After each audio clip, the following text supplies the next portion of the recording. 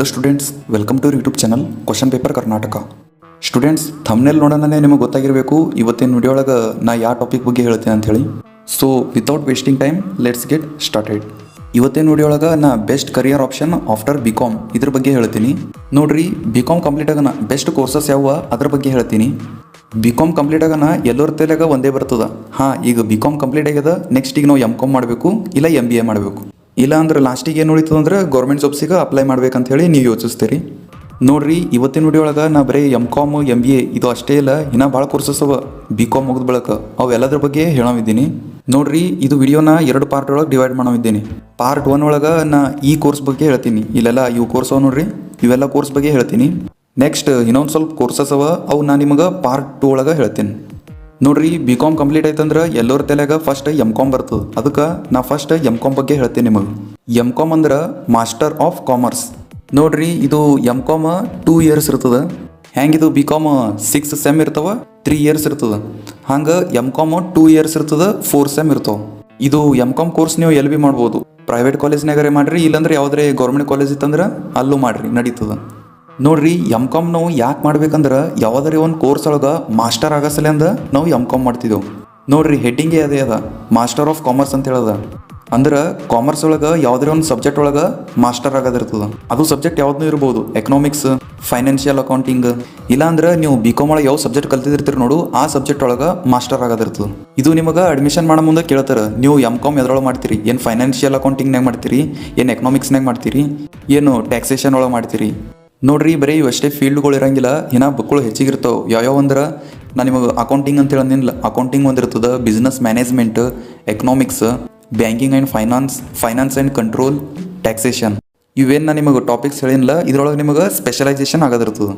ನೋಡ್ರಿ, ನೀವು ಎಮ್.ಕಾಮ್ ಮಾಡಿದ್ರಂದ್ರೆ ನಿಮಗೆ ಸ್ಯಾಲ್ರಿ ಎಷ್ಟು ಇರ್ತದಂದ್ರೆ 3.7 lakh per annum.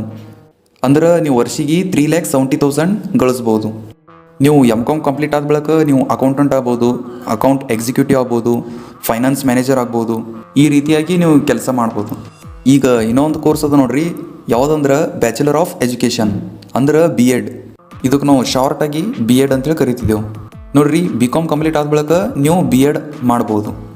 ನೋಡ್ರಿ, B.Ed ಯಾಕೆ ಮಾಡ್ತಾರೆ ಅಂದ್ರೆ ಲೆಕ್ಚರರ್ ಅದು ಆಗೋದಿತ್ತು ಅಂದ್ರೆ B.Ed ಮಾಡ್ತಾರೆ. ನೀವು ಲೆಕ್ಚರರ್ ಅದು ಆದ ಬಳಿಕ ಸ್ಟೂಡೆಂಟಿಗೆ ಹೆಂಗೆ ಎಕ್ಸ್ಪ್ಲೇನ್ ಮಾಡಬೇಕು ಅನ್ನೋದು ನೀವು B.Edನಾಗ ಕಲಿತೀರಿ. ನೋಡ್ರಿ, ಇದನ್ನು 2 ವರ್ಷದಿಂದ ಕೋರ್ಸ್ ಅದ. ಮೊದಲ 1 ವರ್ಷದಿತ್ತು B.Ed, ಈಗ 2 ವರ್ಷ ಮಾಡ್ಯಾರ. ಇನ್ನೊಂದು ಏನಂದ್ರೆ ಇದು PG ಕೋರ್ಸ್ ಅಲ್ಲ, ಇದು UG ಕೋರ್ಸ್ ಅದ. ಇಲ್ಲಿ ಹೆಸರೇ ಅದ ನೋಡ್ರಿ, ಬ್ಯಾಚುಲರ್ ಆಫ್ ಎಜುಕೇಷನ್ ಅಂತ ಹೇಳಿ. ನೋಡ್ರಿ, ನೀವೇನು ಬಿ.ಕಾಮ್ ಕಲ್ತಿರ್ತಿರಲ್ಲ, ಅದರದ್ದು 50ದಿಂದ 55% ಇರಬೇಕು ನೀವು ಇದು B.Ed ಕೋರ್ಸ್ ಮಾಡಸಲೆಂದ. ನೋಡ್ರಿ, ನೀವು B.Ed ಕಂಪ್ಲೀಟ್ ಆಗೋಣ ನಿಮಗೆ ಸ್ಯಾಲ್ರಿ ಎಷ್ಟು ಇರ್ಬೋದು ಅಂದ್ರೆ 2.5 lakh-ದಿಂದ 4 lakh ತನಕ ಇರ್ಬೋದು.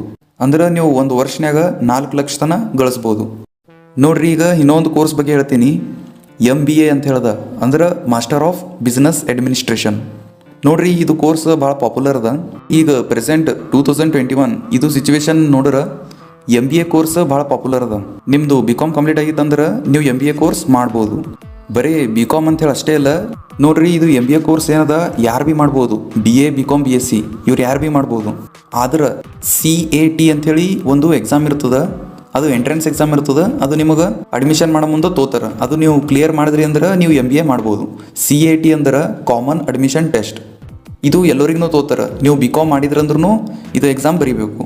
ನೋಡ್ರಿ, ನೀವು ಇದು ಎಕ್ಸಾಮ್ನಾಗ ಚಲೋ ಸ್ಕೋರ್ ಮಾಡಿದ್ರಿ ಅಂದ್ರೆ ಇದು CAT ಎಕ್ಸಾಮ್ ಅದಲ್ಲ, ಇದ್ರೊಳಗೆ ನೀವು ಚಲೋ ಸ್ಕೋರ್ ಮಾಡಿದ್ರಿ ಅಂದ್ರೆ ನಿಮಗೆ ಚಲೋ ಇದ್ದಿದ್ದು ಕಾಲೇಜ್ ಸಿಗ್ತದೆ. MBA ಮಾಡಿದ್ರಂದ್ರೆ ನೀವು ಏನೇನಾಗ್ಬೋದು ಅಂದ್ರೆ human resource manager, HR manager ಅಂತ ಹೇಳಿ ಕರೀತಾರೆ, ಮತ್ತು ಮಾರ್ಕೆಟಿಂಗ್ ಮ್ಯಾನೇಜರ್, ಆಪರೇಷನ್ಸ್ ಮ್ಯಾನೇಜರ್, ಈ ರೀತಿ ಎಲ್ಲ ನೀವು ಆಗ್ಬೋದು. ಈಗ MBAದವ್ರಿಗೆ ಸ್ಯಾಲ್ರಿ ಎಷ್ಟು ಇರ್ತದೆ ಅಂದ್ರೆ 7.2 lakh per annum, ಅಂದ್ರೆ 7,20,000 ಇರ್ತದೆ ವರ್ಷಿಗೆ. ಈಗ ನೆಕ್ಸ್ಟ್ ಇನ್ನೊಂದು ಕೋರ್ಸ್ ಅದ ನೋಡ್ರಿ, ಡಿಜಿಟಲ್ ಮಾರ್ಕೆಟಿಂಗ್ ಅಂತ ಹೇಳಿ. ಇದು ಕೋರ್ಸ್ ಬರೀ 1 ವರ್ಷದಿಂದ ಇರ್ತದೆ, 1 ವರ್ಷಕ್ಕಿಂತ ಕಮ್ಮಿ ಇರ್ತದೆ. ಇದು ಕೋರ್ಸ್ ನೀವು 3 ತಿಂಗಳನ್ಯಾಗೂ ಕಂಪ್ಲೀಟ್ ಮಾಡ್ಬೋದು, ಇಲ್ಲಾಂದ್ರೆ 1 ವರ್ಷನ್ಯಾಗೂ ಕಂಪ್ಲೀಟ್ ಮಾಡ್ಬೋದು. ನೋಡ್ರಿ, ಇದನ್ನು ಒಂದು ಬೆಸ್ಟ್ ಕೋರ್ಸ್ ಅದ, ಡಿಜಿಟಲ್ ಮಾರ್ಕೆಟಿಂಗ್. ನಿಮ್ಮದು ಬಿ.ಕಾಮ್ ಕಂಪ್ಲೀಟ್ ಆಗಿತ್ತು ಅಂದ್ರೆ ನೆಕ್ಸ್ಟ್ ನೀವು ಇದು ಡಿಜಿಟಲ್ ಮಾರ್ಕೆಟಿಂಗ್ ಕೋರ್ಸ್ ಮಾಡ್ಬೋದು.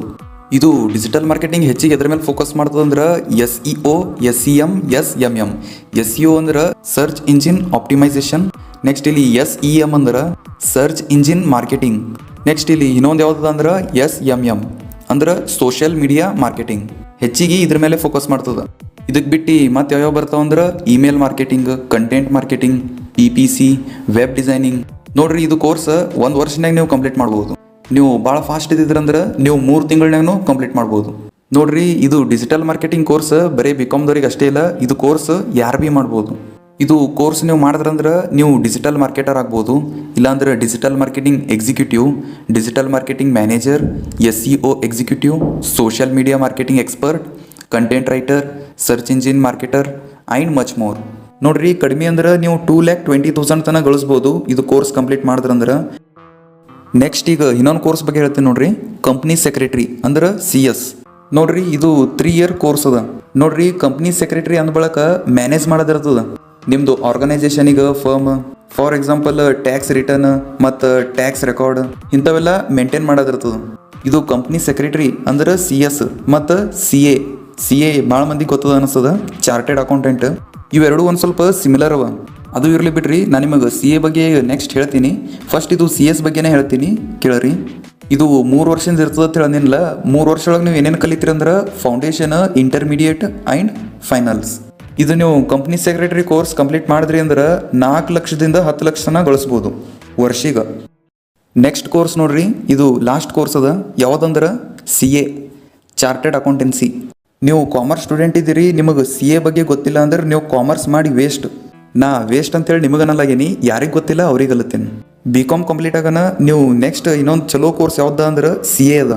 ನಿಮ್ಮದು BCom ಕಂಪ್ಲೀಟ್ ಆಗಿತ್ತಂದ್ರೆ ನೀವು ಇದು CA ಕೋರ್ಸ್ ಮಾಡ್ಬೋದು. ಇದು CA 3 ಸ್ಟೇಜಸ್ ಒಳಗೆ ಡಿವೈಡ್ ಆಗ್ಯದ. 1ನೇದು CPT, 2ನೇದು IPCC, 3ನೇದು CA ಫೈನಲ್ಸ್. ಇವು 3 ಸ್ಟೇಜ್ ಕ್ಲಿಯರ್ ಆಗೋಣ ಇನ್ನೊಂದು ಸ್ಟೇಜ್ ಬರ್ತದೆ, ಅದು ಇಂಟರ್ನ್ಶಿಪ್ ಅಂತ ಹೇಳೋದು. ಅದು 2.5 ಇಯರ್ಸ್ ತನಕ ಹೋಗ್ತದೆ, ಇಲ್ಲ ಅದಕ್ಕಿಂತ ಹೆಚ್ಚಿಗೂ ಹೋಗ್ಬೋದು. ಅದು ಕಂಪ್ಲೀಟ್ ಆಯಿತು ಅಂದ್ರೆ ನೀವು ಚಾರ್ಟೆಡ್ ಅಕೌಂಟ್ ಆತೀರಿ. ನೋಡ್ರಿ ಇದು CA ಕೋರ್ಸ್ ಹೇಳಕ್ಕೆ 3 ವರ್ಷದ. ಇದು ಟೈಮ್ ಹೆಚ್ಚಿಗೆ ತೊಗೊಂಡ್ರೂ ತೋತದ. ಇದು ಕೋರ್ಸ್ ಬರೀ BCom ಅಷ್ಟೇ ಇಲ್ಲ, ಯಾರು ಭೀ ಮಾಡ್ಬೋದು. ಫಾರ್ ಎಕ್ಸಾಂಪಲ್ ಈಗ PUC ಕಂಪ್ಲೀಟ್ ಆಯಿತು, ನೀವು ಕಾಮರ್ಸ್ ಇರೋರಿ, ಸೈನ್ಸ್ ಇರೋರಿ, ಆರ್ಟ್ಸ್ ಇರೋರಿ, ಯಾರು ಭೀ ಮಾಡ್ಬೋದು ಇದು ಕೋರ್ಸ್. ಇದು CA ಕಂಪ್ಲೀಟ್ ಆಯ್ತಂದ್ರೆ ನೀವು ನಿಮ್ಮದೇ ಒಂದು CA ಫರ್ಮ್ ಓಪನ್ ಮಾಡ್ಬೋದು ಮತ್ತು ಅಲ್ಲಿ ನೀವು ಪ್ರಾಕ್ಟೀಸ್ ಮಾಡ್ಬೋದು. ಇಲ್ಲಾಂದ್ರೆ ನೀವು ಮಲ್ಟಿನ್ಯಾಷನಲ್ ಕಂಪ್ನೀಸ್ ಒಳಗೆ ಕೆಲಸ ಮಾಡ್ಬೋದು. ಸ್ಯಾಲ್ರಿ ಎಷ್ಟಿರ್ತದಂದ್ರೆ CAದವ್ರಿಗೆ 7.9 lakh ಪರ್ annum ಅಂದ್ರೆ 7,90,000 ತನಕ ನೀವು ಗಳಿಸ್ಬೋದು. ಓಕೆ ಸ್ಟೂಡೆಂಟ್ಸ್, ಇವತ್ತಿನ ವಿಡಿಯೋ ಒಳಗೆ ಇಷ್ಟೇ. ಇದ್ರದ್ದು ಪಾರ್ಟ್ 2 ಹೊಂಟದ, ಅದನ್ನು ನೋಡ್ರಿ. ಹಾಗೆ ಇದು ನಾನು ನಿಮಗೆ ಕೊಟ್ಟಿದ್ದ ಇನ್ಫಾರ್ಮೇಷನ್ ಇಂಪಾರ್ಟೆಂಟ್ ಅನಿಸಿತ್ತು ಅಂದ್ರೆ ನಿಮ್ಮದು ಫ್ರೆಂಡ್ಸ್ ಜೊತೆನೂ ಶೇರ್ ಮಾಡಿರಿ.